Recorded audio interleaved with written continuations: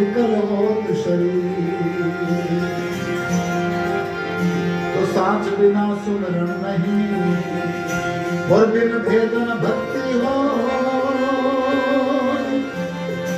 यदि पारस में पर जा रहा, कैसे लोहा कंचन हो। इसलिए हमारी करनी अच्छी होना चाहिए। इसलिए कहा है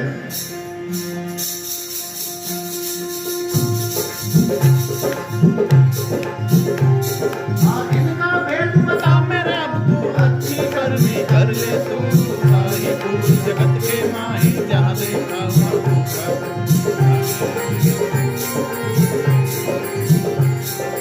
इनका भेद बता मेरे तू अच्छी करनी कर ले तू।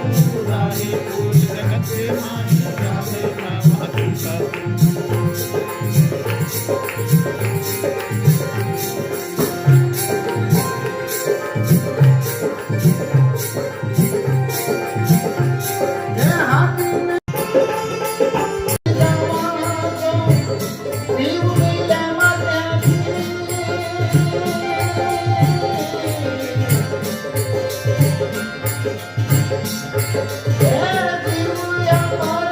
Hey,